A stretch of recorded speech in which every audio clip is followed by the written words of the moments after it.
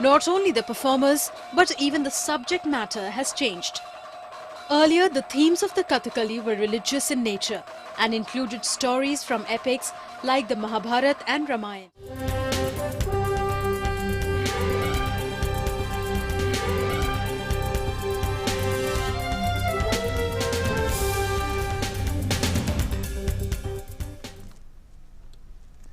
A very good morning. It's just past 8 this 26th September morning and we're back again with Breakfast Show. I'm Anil Thomas. Over the next 1 hour, we'll take you through the major happenings across India and the globe from the field of politics, business and sports. Also, our regular segments on health and good news India story. Our top focus over the day, continued coverage on the Prime Minister Narendra Modi's US visit. Prime Minister Modi at the Global Business Forum urging business houses to come to India if there's any gap, I'll act as the bridge. That's what Prime Minister has promised. Prime Minister also announcing a $150 million line of credit to Pacific Island nations for climate-related projects. We'll be getting live inputs from our team of correspondents tracking the top stories for us. But first up this Thursday morning, the headlines we're tracking at the top of this hour. In a boost to relationship with Caribbean countries, Prime Minister Narendra Modi meets leaders of CARICOM group of countries, announces $14 million grant and $150 million line of credit to the group.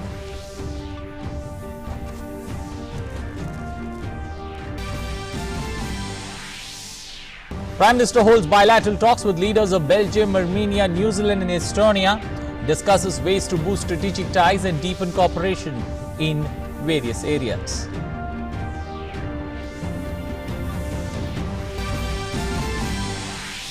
Interacting with top American CEOs in New York, Prime Minister Modi discusses harnessing investment opportunities in India. CEOs laud Prime Minister Modi's leadership role on global platform and reforms taken by India. Prime Minister Narendra Modi pitches India as the investment destination in the Bloomberg Global Business Forum, says India is an investor's delight with democracy, demography, demand and a decisive government.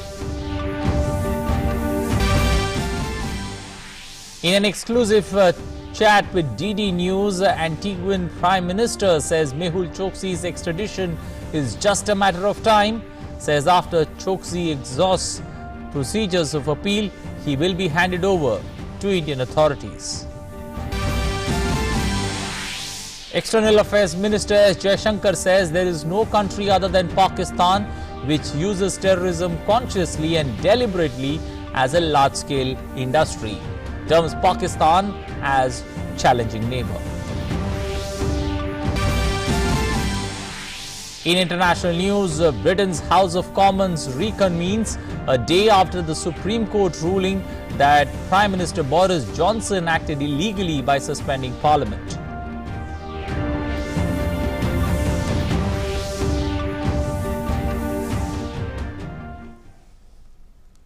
And now for the stories in detail, starting first up with the Prime Minister's visit to United States.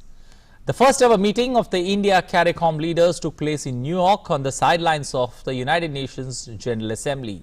Leaders or representatives of 15 Caribbean countries attended the meeting hosted by India. India shares an historic and warm tie and cultural bonds with Caribbean countries.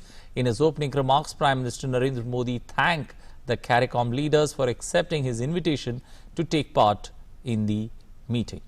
The Prime Minister said that India and the CARICOM nations currently face challenges like climate change and those related to social economic issues like poverty alleviation. The Prime Minister underlined the need to focus on dealing with these challenges with the experience of the past, needs of the present and future aspirations. Chair of the India CARICOM leaders meet, Prime Minister of St. Lucia, Alan Chastanet, said that it was a great opportunity to both India and CARICOM nations to offer each other to exchange ideas on important issues.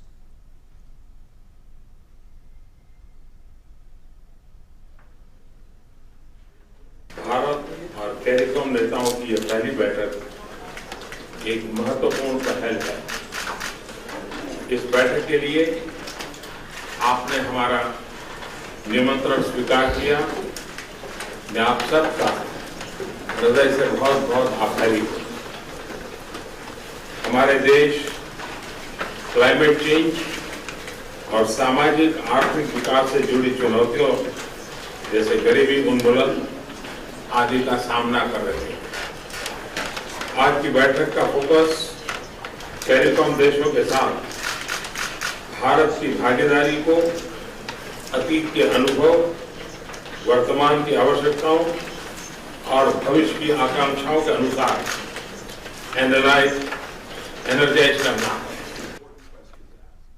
I think I speak on behalf of all my colleagues when I say that the most important question to ask is how come it took us so long to get together, given our cultural ties, our historical ties, and clearly, as you've outlined, many of the common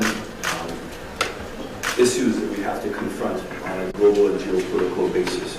So I am looking forward to a very meaningful discussion on, one, the opportunity that India can offer us in the CARICOM. Two, the opportunities that CARICOM can offer India. And three, to talk about some very critical geopolitical issues that hopefully we can find common ground. Prime Minister Narendra Modi reiterated India's firm commitment to strengthening its political, economic and cultural engagement with CARICOM. He also laid emphasis on partnering with CARICOM countries in capacity building, development assistance and cooperation in disaster management and resilience. He invited CARICOM countries to join the International Solar Alliance and the Coalition for Disaster Resilient Infrastructure. Prime Minister also announced a $14 million grant for community development projects in the CARICOM and another $150 million line of credit for solar renewable energy and climate change related projects.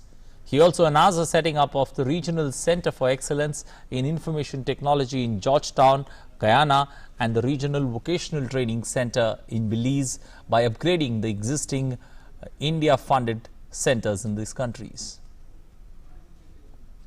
Prime Minister Narendra Modi met his Armenian counterpart on the sidelines of the UNGA.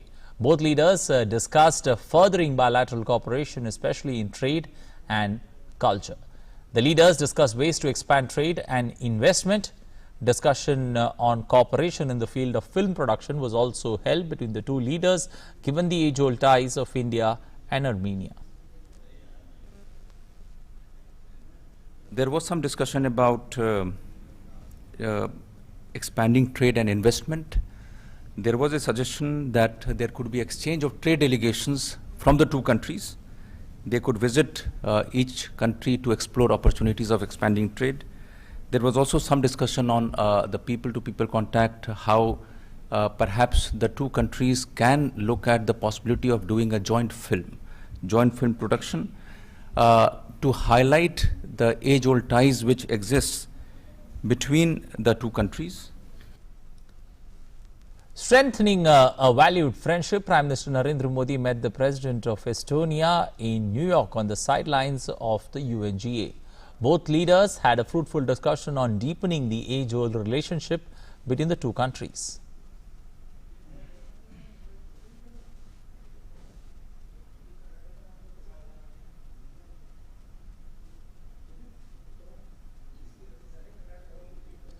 With an aim to further boosting bilateral ties, Prime Minister Narendra Modi met his New Zealand counterpart Jacinda Ardern in New York on the sidelines of the UNGA.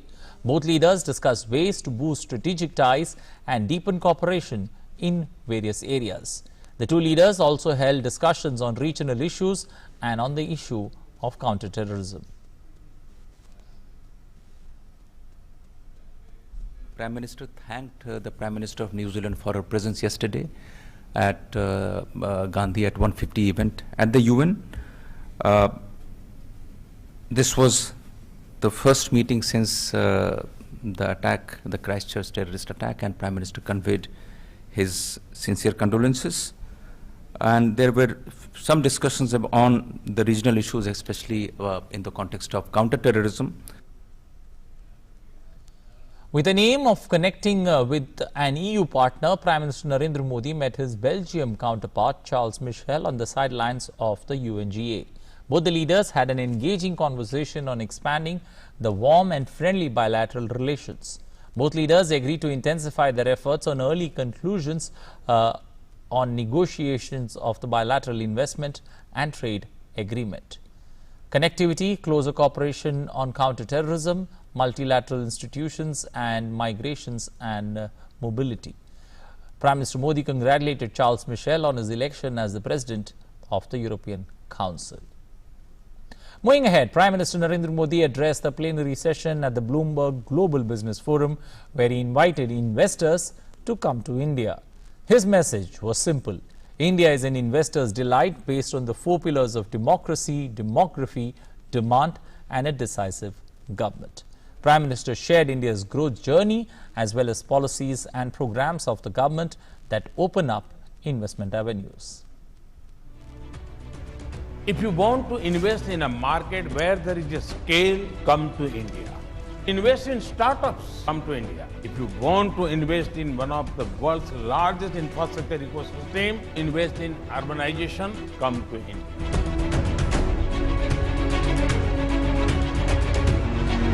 If you want to make in India, for India and for the world, come to India. Prime Minister Modi's call at the Bloomberg Global Business Forum. Come to India. Come, make in India. Come, make for India and the world. He delivered the keynote address at the plenary session of the event with the who's who of the business and corporate world as well as global leaders listening in. PM Modi highlighted the business-friendly policies and economic reforms his government has undertaken to ensure ease of doing business. कि अभी कुछ दिन पहले ही हमने corporate tax में भारी कमी करने का फैसला लिया है। ये निवेश के स्तर से बहुत क्रांतिकारी कदम है और इस फैसले के बाद मेरी बिजनेस वर्ल्ड में के जितने भी लोगों से बात हुई, जिनसे भी मुलाकात हुई, वो इसे बहुत ही ऐतिहासिक कदम मानते हैं। Emphasizing the goal of making India a $5 trillion economy, PM said that India has added $1 trillion to its economy in the span of 5 years and will certainly achieve its target, adding that this was just the beginning. Our people are defeating poverty, moving up the economic ladder with increasing purchasing power. Thus, if you want to invest in a market where there is a scale, come to India. Our middle class is a huge segment of people who are aspirational. Thus, if you want to invest in a market where the latest trend and futures are appreciated, come to India. Speaking of the government's achievements, he said, more than 50 redundant laws that acted as a barrier to development have been removed in a short span of time. Gateways for investment in the defense sector have been opened, even allowing FDI in some areas. Pradhan Mantri Awas Yojana is the biggest housing scheme for the poor. 100 lakh crore rupees will be spent on infrastructure. With the introduction of GST, the goal of one nation, one tax has been achieved, simplifying taxation. The Insolvency and Bankruptcy Code has been passed, which aids corporate governance. Banking the unbanked under the Jan Dhan Yojana has increased transparency because of direct transfers. These economic reforms have led to an improvement in India's global ranking. Foreign direct investment has grown at a rapid rate, with an investment of $286 billion in the last 5 years, half of the total FDI of 20 years. PM assured investors that their partnership with India is a win-win-one. Your desires and our dreams match perfectly. Your technology and our talent can change the world. Your scale and our skills can speed up global economic growth. Your prudent method and our pragmatic mind can write new stories in management. PM Modi emphasized on the 4 pillars of India's growth story. democracy, demand, demography, and decisiveness, which makes India exceptional. Not only did he invite the business leaders to India, he gave a personal guarantee that he will ensure a conducive business environment. With Arun Sharma and Munmun Bhattacharya in New York, DD News. Well, after sharing India's growth story at the Bloomberg Global Business Forum, Prime Minister Narendra Modi sat down for a question and answer session with Michael Bloomberg, the host and CEO of the company. From his climate action mantra to skilling India, as well as tackling fake news, Prime Minister Modi was open and candid in sharing his thought and vision. You have set one of the most ambitious goals for generating renewable energy, and India is now providing wind and solar at some of the cheapest electricity rates in all of Asia. How did you accomplish that? And is India on the track to really meet the ambitious targets that you set? Bharat मूलतः उस चिंतन से जुड़ा हुआ है जहां need समझ सकते हैं, ग्रीड का कोई उपाय नहीं है। तो ये मूलभूत तत्वज्ञान, और मैं मानता हूं कि दुनिया में ग्लोबल वार्मिंग के इस चैलेंज को सरकारें बाकी व्यवस्थाओं से ज्यादा नागरिक की बिहेवियर ही इस परिस्थिति से दुनिया को बाहर ला सकती है। और इसलिए ह्यूमन बिहेवियर को हमें नेचर के साथ जोड़ करके चलने की आदत बनानी पड़ेगी। दूसरी बात है, भारत ने तय किया है, हमने पहले लक्ष्य तय किया था 175 गीगावाट रिन्यूएबल एनर्जी की तरफ जाने का। मुझे आज खुशी है कि समय से बहुत आगे हम चल रहे हैं और निकट भविष्य में हम 450 गीगावाट रिन्यूएबल एनर्जी के क्षेत्र में जाएंगे। हमारे सामने एक चुनौती अभी भी है और वो है न्यूक्लियर एनर्जी की, क्योंकि हम एनर्जी के मेंबर न होने के कारण हमें जो फ्यूल की सप्लाई की सुविधा रहनी चाहिए वो नहीं रहती है। अगर हमारा वो सॉल्यूशन हो जाता है तो शायद हम दुनिया में एक मॉडल के रूप में इस क्षेत्र में काम कर सकते हैं। ये बात सही है कि दुनिया का तीसरा सबसे ज्यादा कोल रिजर्व भारत में है। माइनिंग की पद्धति को बदलना और अंडरग्राउंड माइनिंग करना ताकि उसके कारण वे एनवायरनमेंट को नुकसान न करें। डिजास्टर हम आए दिन सुनते रहते हैं। ऐसे में डिजास्टर रेजिलियंस इंफ्रास्ट्रक्चर पर हमने बल देना पड़ेगा। दुनिया का एक सर्वे कहता है कि जब बड़े डिजास्टर होते हैं तो 60 से 70% एस्टैब्लिश्ड इंफ्रास्ट्रक्चर को खत्म कर देते हैं। और ग्लोबल वार्मिंग के कारण जो नए संकट आ रहे हैं उस संकट को निपटने के लिए व्यवस्थाएं खड़ी करनी पड़ेगी। In spite of all of the new technology that keeps getting introduced around the world, the real key to economic growth is still the workforce. How is your administration going to tackle education changes in technology, and how can the private sector really help you get it done? Innovation पे हम बल दे रहे हैं। हमने primary school level से अटल tinkering labs का एक बहुत बड़ा नेटवर्क खड़ा किया है। हम इनोवेशन को प्रमोशन देना चाहते हैं। हम इंक्यूबेशन सेंटर्स का एक पूरा जाल बिठाना चाहते हैं। ग्लोबल वर्कफोर्स को ध्यान में रखते हुए अगर भारत के पास युवा धन है, अगर युवा धन दुनिया के काम आ सकता है तो according to that requirement human resource तैयार करना, स्किल डेवलपमेंट करना, उस पर हम बल दे रहे हैं।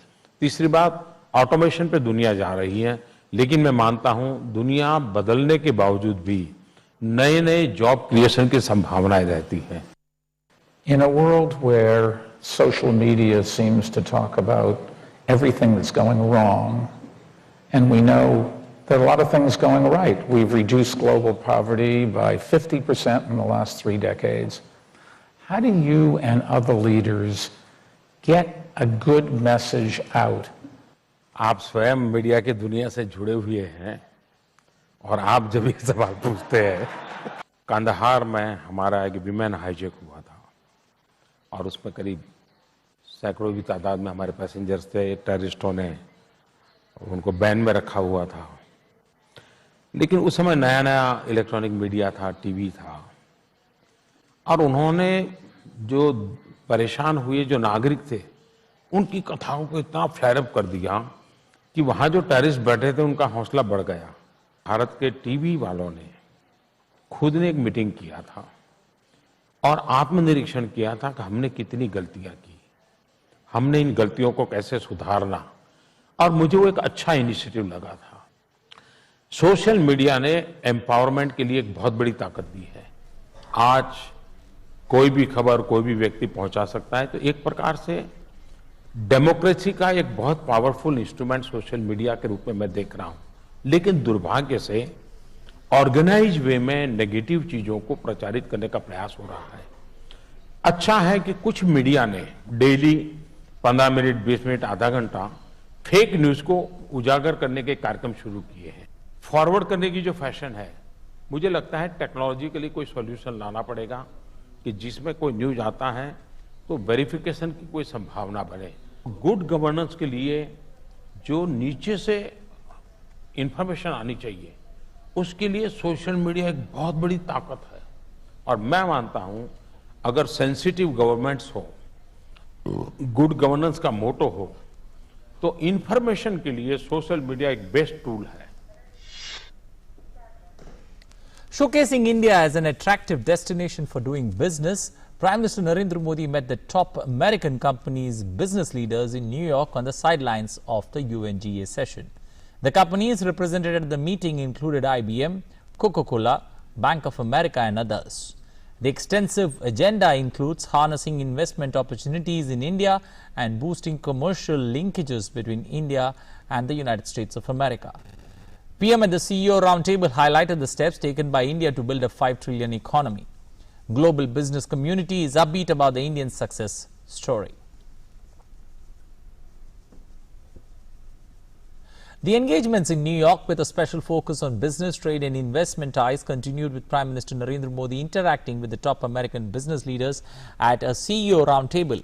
Captains of industry interacted and discussed the extensive agenda that included harnessing investment opportunities in India and boosting the commercial linkages between India and US. From Apple to Microsoft Inc. to JP Morgan and Walmart, several 45 top companies were represented in the meeting. The CEOs lauded Prime Minister Modi's leadership on global platform as well as the reforms taken by the government in India. Encourage him to continue the many reforms that have reflected in the growth of the country and the economy. Our firm has been investing in India since 1996. We find it a place of very productive people, very growth-oriented, very creative entrepreneurs and managers, and we think that some of the Prime Minister's initiatives have supported that growth, and we're looking forward to it accelerating in coming years. Oh, it was an excellent opportunity to hear from the Prime Minister. So many of the business leaders in the room expressed their gratitude for the way he works with business and for the relationship that he's built. We're going to hire 76,000 people in the next 3 years, so we are very bullish on India. It was a great event, and it was good to see the Prime Minister again. Well, they continue to grow. We've been a long-term partner with India in the technology space. It will continue. We're looking forward to 5G launching in the future, and it's going to continue to be a great place to do business. Prime Minister Modi was very gracious with his time and elicited remarks and comments about how to improve U.S.-India relations and, importantly, how to work as a U.S. business in India. It was fantastic, and he's really one of the great leaders in the world. A tremendous opportunity. Incredible inroads have been made, and even recently the identification of a new taxation infrastructure for corporations and the angel taxation scenario with new startups in 2019 is going to really stimulate American interest in India. It was a really important exchange. It was candid, it was frank, and it was filled with the optimism and the potential of the U.S.-India relationship. How the regulatory stability, the policy coherence, the continued focus on opening up avenues for investment, how all of these things can really push India's growth and also bring about more opportunity for the Indian people. All the way from startups of digital to defense manufacturing into agriculture, food supply chain. So I think it's a full plethora of opportunity, and the Prime Minister did mention that in the next, until 2025, there's an opportunity of almost $4.8 trillion, and US companies are very keen to grab those opportunities. Well, speaking exclusively to DD News, Antigua and Barbuda Prime Minister Justin Brown said that fugitive businessman Mehul Choksi will soon be extradited to India. Brown added that Indian investigators are free to come and interrogate the fugitive businessman. He further said that Mehul Choksi is a crook and will eventually be repatriated, but it's a matter of time once he exhausts all his legal options. We're a country of laws. We have an independent judiciary, and the matter is before the court. So the executive has no locus in the matter. As you know, criminals also have the right to due process, and he has several appeals. Until he would have exhausted all of his appeals, there's nothing that we can do. And after he would have exhausted all of his appeals, you can be assured that he will be extradited. He will be repatriated back to India to answer charges against him. He was allegedly a crook. If we had known that the gentleman was a crook, there's no way he would have gotten Antiguan citizenship. He will be repatriated. He will be literally sent back to India to answer charges because he brings no value to Antigua and Barbuda. External Affairs Minister S. Jaishankar lashed out at Pakistan at the Council of Foreign Relations program in New York. He said that there is no country other than Pakistan who uses terrorism consciously and deliberately as a large-scale industry against its neighbor. He added that no talks can take place with a country that follows a policy of implausible deniability. You have terrorism in different parts of the world, but there's no part of the world where a country uses it consciously, deliberately as a large-scale industry against its neighbor. So for me, the issue is not do you talk to them, don't you talk to them. Of course, I mean, everybody wants to talk to the neighbor.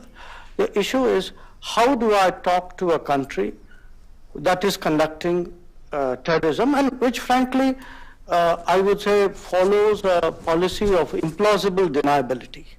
That, you know, they do it, they kind of pretend they don't do it, they know that that pretense is not serious, but yet they do it.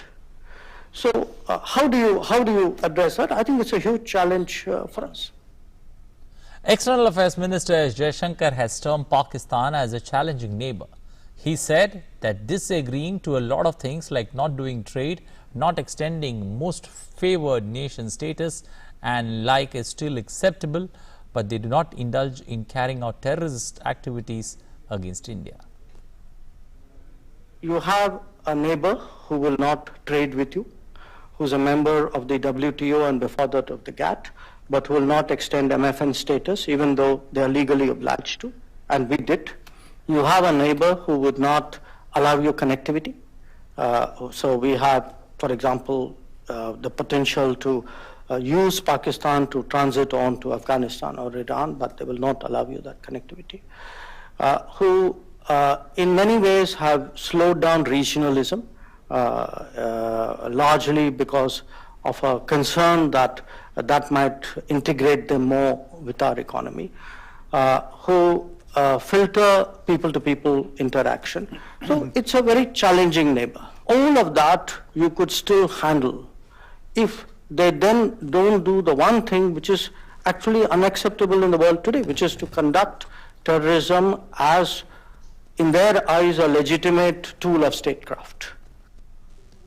External Affairs Minister S. Jaishankar attended the G4 meeting in New York, which is the meeting of the foreign ministers of India, Japan, Germany and Brazil. The leaders during the meeting reviewed the progress of the intergovernmental negotiations besides discussions on other issues of mutual interest. The meeting which takes place every year, the foreign ministers meet. But this time around, they reviewed the progress which was made in the intergovernmental negotiations, which I can see here, and they reiterated their strong commitment to an early and comprehensive reform of the Security Council as was mandated by the leaders at the 2005 World Summit. I think there was also some discussion about the recent session and that somehow it was constrained by flawed working methods, and they expressed their firm hope that the current session of the General Assembly will pave the way for finally moving on the call for an early reform. The External Affairs Minister also held bilateral meetings with his counterparts from China, Australia and Ukraine and discussed a variety of issues such as energy, technology and boosting bilateral ties. The External Affairs Minister said that his meeting with the Chinese Foreign Minister Wang Yi was helpful in stock-taking of our relationship. With the Australian Foreign Minister Maris Payne, Jaishankar had a productive meeting and the two sides agreed to work together to enhance the quality of ties.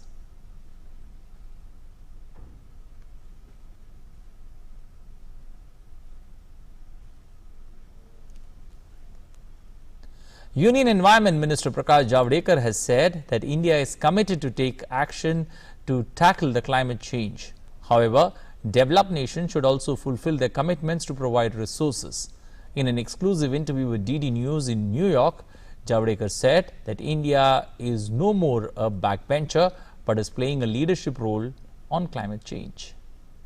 Bharat ने एक message दिया है कि भारत पर्यावरण के प्रति न केवल जागरूक है, पर्यावरण के बचाव के लिए प्रतिबद्ध है और अपनी पूरी रिसोर्सेस उसके लिए लगा रहे हैं। लेकिन उसके साथ साथ हम ये भी कह रहे हैं कि भाई दुनिया के विकसित देशों की ये जिम्मेवारी है कि वो अपनी आर्थिक मदद ज़्यादा करना चाहिए। नए शोध होंगे वो कम कीमत में सभी देशों को मिलने चाहिए।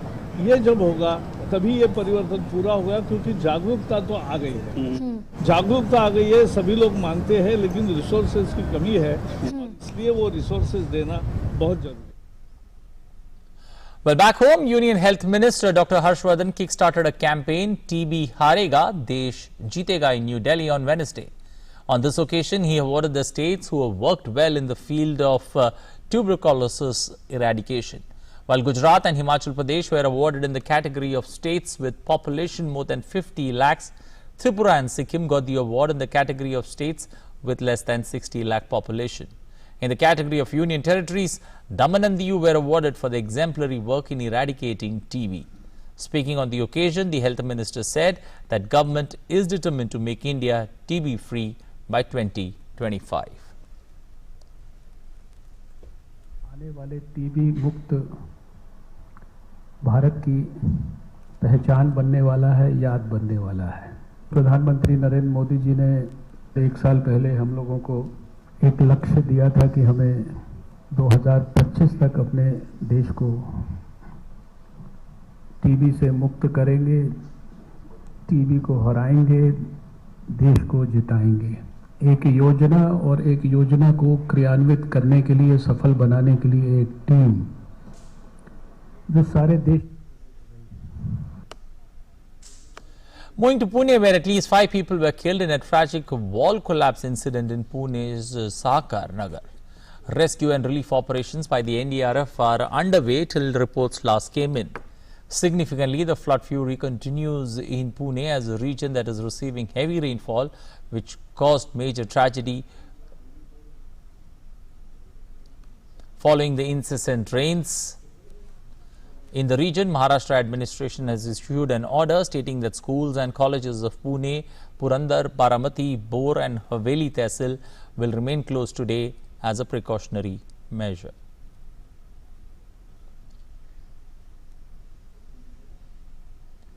Well, for more on this story, Yogesh Sheetal, our correspondent, joins us on the phone line from Pune. Yogesh, good morning. Yogesh, give us a real sense of what exactly are the predictions, the Met Department predictions for the day, and what are the things that people need to be cautious about? Good morning, Anil. See, as far as MET prediction is concerned, let me tell you the predictions is not very good, and they say that the entire 24 hours will not be good for Pune, and there will be continuous raining. As of now, there's no raining in Kothur, Shivaji Nagar. These are the areas where there's no raining as of now. But entire night we have witnessed a heavy rainfall in different areas, and that's the reason why low-lying areas like Katras, other areas are almost completely waterlogged, and it's very, the city seems to be struggling with the increasing, rising level of water. And the most important thing is NDRF has moved to Katra to rescue the people, and also three separate NDRF teams have been deployed in different areas, like one team in Katra, one in Baramati, and one near Corporation Office, and they are on a standby.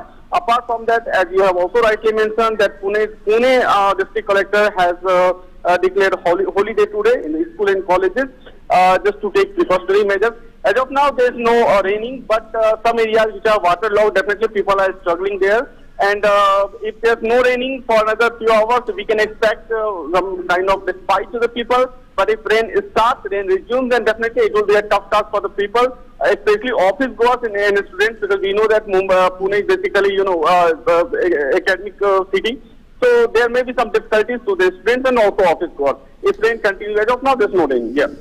Considering that Pune is considered to be a major IT hub with regards to a lot of IT companies there, with this, this problem of incessant rains there, how are the companies tackling this particular issue? Also, is it restricted to Pune, or the nearby districts that are adjoining Pune that are also affected by this heavy rainfall? That's good question. I mean, definitely Pune, we know the IT city is known as the IT city, and especially entire Hinjewadi Park. So the thing is, the traffic is completely congested because of the waterlogging in different areas, and that definitely that will affect the office. What I was mentioning in your last question, that will affect the office goers. When I say office goers, it means definitely most of them are IT people. So it definitely there will be a challenge for them to reach their office on time, or to work as per the schedule. So definitely that is a tough situation, and they are struggling obviously. And as far as areas are concerned, let me tell you, the low-lying areas are badly affected. Some areas like Bal Gandharva the locality, or some part of Shivaji Nagar. So these areas are not badly affected. Only some areas are badly affected. Some areas are pretty well. The water already subsided, and the people are just the situations have turned into normalcy. So that's not an issue. But some areas, some waterlogged areas are turned almost like a river. So that is a challenge, and that's the reason why Pune administrations and different layer of administration have also alerted people not to come out of their locality and not to travel, even if the roads are familiar to them. So they have issued warnings, and they have also issued suggestions and advisory to different stakeholders like fire brigade, like Mumbai police, like Pune police, and like other agencies. So the situations are under control, but just hope that there's no rain in next few hours. Then only situation will be pretty well. Yeah. Okay. Also, we just saw a report on 5 people dead due to a wall collapse that took place in Pune. Are more people stranded there in that wall collapse? And due to the rains there, are the agencies that are involved in the rescue and relief operations finding it difficult, to get the people trapped under the debris out? The incident happened actually last night when 5 people basically the wall fell and 5 people were just trapped, and there were 2 women and 1 child also in the Sahkar Nagar area. But one latest update is body of a person has also been recovered from a vehicle in a canal near Singer Road. So total toll of death is 6. As far as that 5 people are concerned, there is no latest reports, but what we are getting here that the operations are already over, and all there is no injury as of now. Only 5 people over there and 5 people dead. As far as the administrations are concerned, administrations were already there in the early morning, and the situations are almost they have just wind up the operations as of now. Okay, we'll leave it there. Thank you and appreciate you joining us. You take good care of yourself. We'll come back to you for more updates on the rain situation there in the state of Maharashtra, and especially Pune and its adjoining districts. Moving ahead, the crime branch of Delhi police has arrested 2 fraudsters named Rohit Mishra and Ashish Singh in connection with a job scam they were running in the name of Doordarshan. The 2 accused cheated many people to the tune of lakhs of rupees, promising them a job in Doordarshan. The crime branch of Delhi police nabbed 2 fraudsters who played with the dreams of the youth and made false promises to them of providing lucrative job opportunities at high posts. These fraudsters cheated and swindled huge sums of money from many in the name of landing them jobs in Doordarshan. But As soon as the top officials at Doordarshan got a whiff of it, they immediately swung into action and lodged a complaint with the crime branch of Delhi police. In relation to this, the special team of the crime branch arrested Rohit Mishra from Raghunathpur in Siwan, Bihar, and Ashish Singh from Khoda colony in Ghaziabad, who is originally from Munger. Close to 40 people fell victim to this job scam, most of whom belong to Bihar, Jharkhand and Uttar Pradesh. Police have recovered fake documents, credit and debit cards, SIM cards and voter ID cards in large numbers from the accused. हमारे पास एक complaint आई थी ADG Prasar Bharati Shri Dinesh माहुर जी के यहाँ से। इसमें उन्होंने कहा था कि कुछ लोग हैं जो प्रसार भारती और दूरदर्शन का एक फेक वेबसाइट बना के उन्होंने कुछ लोगों को चीट किया है, और इसके बारे में जो कंप्लेंट की प्राइमा फेसी हमने इंक्वायरी की तो पता चला ऐसा एक साइट ऑपरेशन में है। इसके बाद दिल्ली पुलिस ने, क्राइम ब्रांच ने एक मुकदमा दर्ज कर लिया। मुकदमा हम लोगों ने चीटिंग के सेक्शन में, फोर्जरी के सेक्शन में और आईटी एक्ट के सेक्शंस में दर्ज किया। 66 आईटी एक्ट लगाया है, फोर्ज डॉक्यूमेंट बनाने का है और चीटिंग का है। हमारे पास कुछ क्लूज़ आ गए। कुछ क्लूज़ आने के बाद हम लोगों ने इसको डेवलप किया। डेवलप करने के बाद हम लोगों ने इसमें 2 लोगों को गिरफ्तार किया। एक है रोहित मिश्रा जो कि किंग पिन है, और एक है आशीष सिंह। इनकी गिरफ्तारी के बाद हम लोगों ने इनका रिमांड लिया 4 दिन का।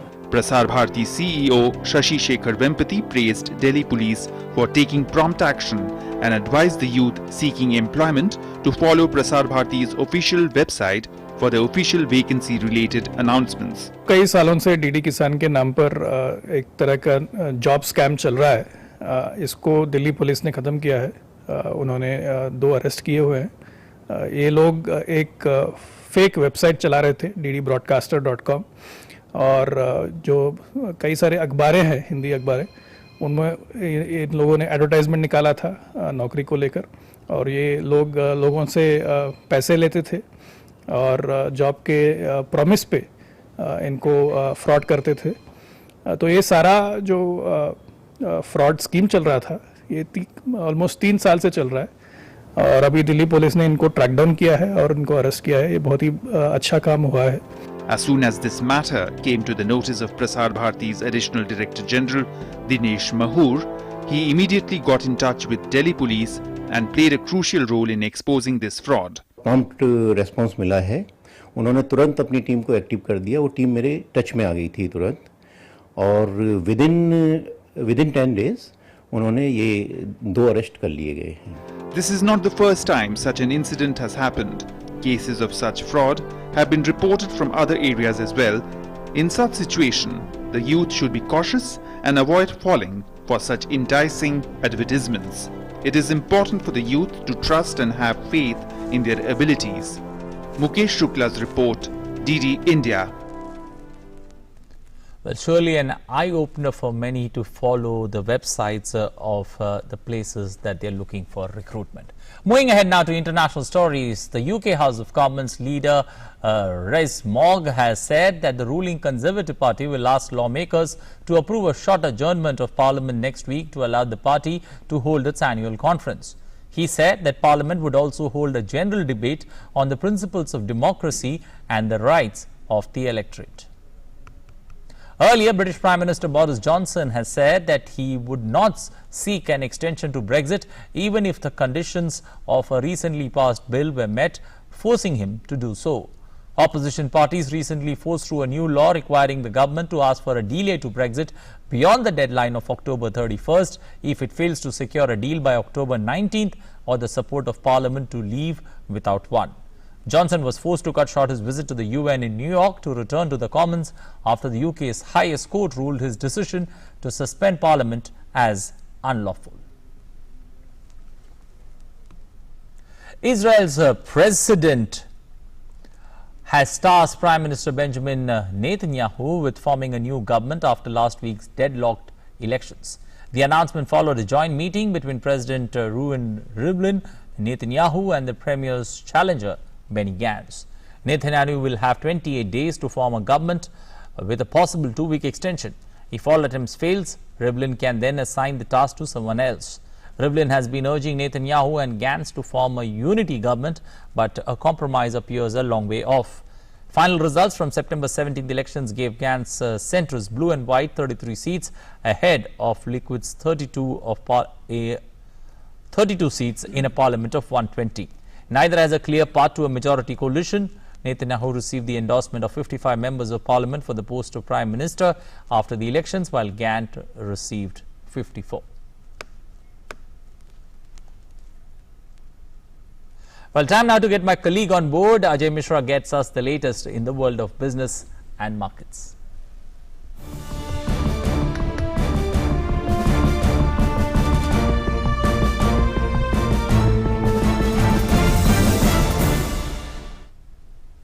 Thanks, Anil. Welcome all to Finance World. Let's start with the good news for the consumers. Country's biggest lender, SBI, or State Bank of India, has announced the modalities of a new repo rate linked home loan scheme.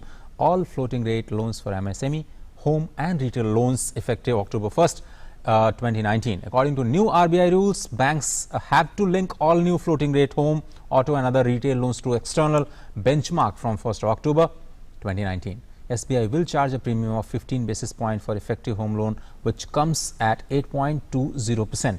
This applies to home loans up to 30 lakhs and for salaried class borrowers.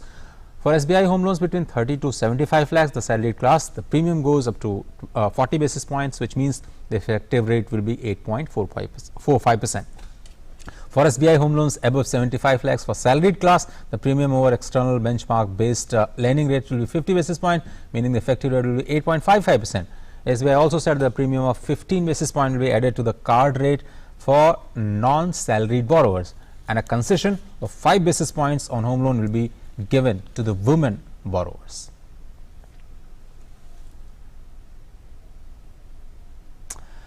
The S&P BSE Sensex and NSE Nifty 50 index fell sharply in the trade on the back of a broad-based sell-off. The Sensex plunged as much as 586 points to hit intraday low of 38,511, and the NSE Nifty 50 index plunged as much as 172 points to drop below important psychological level of 11,450. The losses in the Indian markets were in line with the weaknesses in other Asian peers, which fell after the US lawmakers called for an impeachment inquiry into President Donald Trump, increasing the prospects of prolonged political uncertainty in the world's largest economy. Back home, HDFC Bank, Kotak Mahindra Bank, State Bank of India, Axis Bank, ICICI Bank and Maruti Suzuki were the top draggers on the Sensex. Any extension given to a corporate entity by extending a debt instrument's maturity needs to be considered as default for the purpose of valuation, according to the State Securities and Exchange Board of India, SEBI. Earlier, SEBI Chairman Ajay Tyagi had stated that the regulator didn't acknowledge standstill agreement between mutual funds and promoters. However, SEBI had not yet formally laid down norms to govern such arrangements.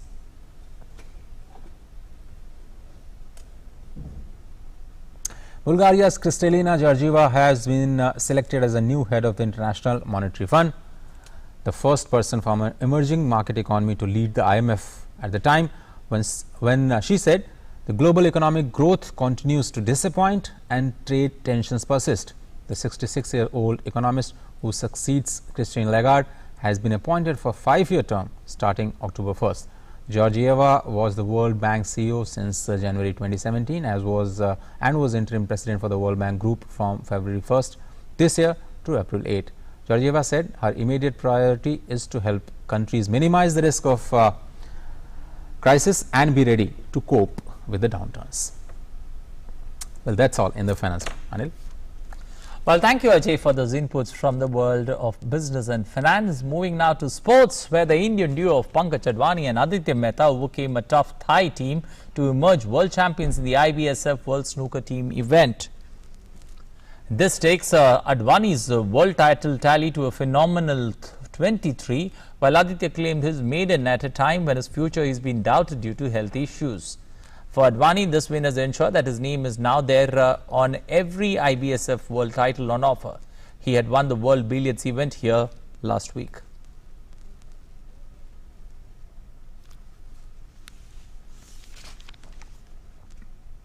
Well, time now to take a look at the national dailies. Our first look is the Hindu, and on the front page, the impeachment inquiry against Trump begins. The House Speaker Nancy Pelosi has launched a formal impeachment inquiry against the US President Donald Trump. What will be the impact? The impact will be the decision injects deep uncertainty into the 2020 election campaign and tests anew the nation's constitutional systems of checks and balances. What has the president said? The president says there has been no president in the history of US who has been treated so badly as I have. The Democrats are frozen with hatred and fear. They get nothing done. This should never be allowed to happen to another president. He's also termed it as witch hunt.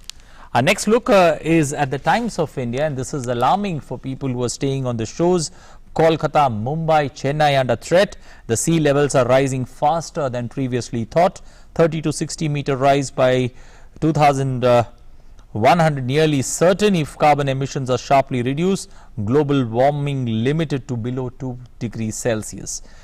Which are the cities that are under threat? Kolkata, Mumbai, Surat, Chennai in India, and also New York under threat. 1.4 billion people could be affected if the sea levels rise due to melting ice and glaciers. Well, now moving ahead to the government of India under Prime Minister Narendra Modi's initiative of Ayushman Bharat is to give a healthy living to the underprivileged citizens of India. People who can't afford to pay lump sum amounts to corporate hospitals are now getting world-class treatment at the same hospitals with government assistance. Let's see how a single child of a poor family got a new life under Ayushman Bharat Yojana in this special report.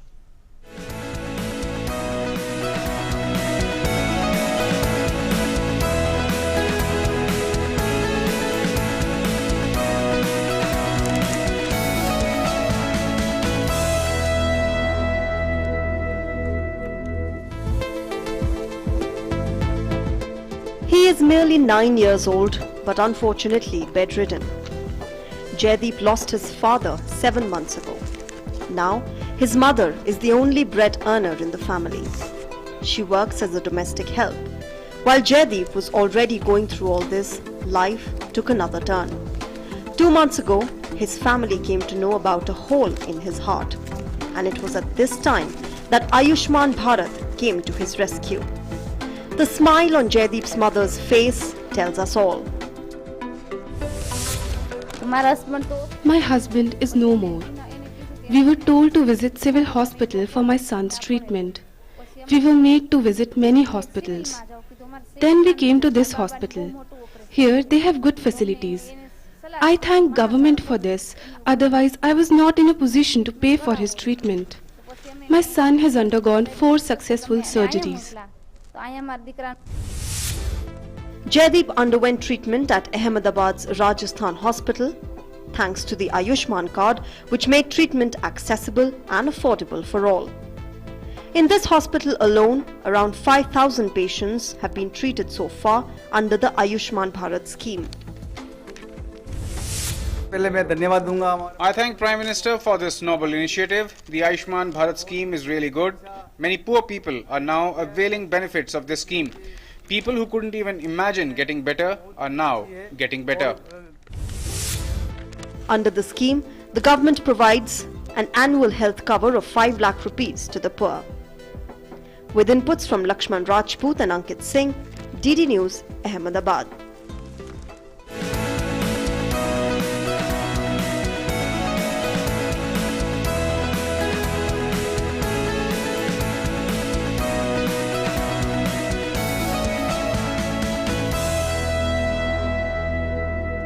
Well, time now to say goodbye, but before we do that and we end this edition of Breakfast Show, we leave you with a positive thought to kickstart your day. Life does not have to be perfect to be wonderful. Our image of the day, glimpses of mountain biking enthusiasts thronging northern Ladakh region. Take a look, have a safe and wonderful day ahead. Bye-bye.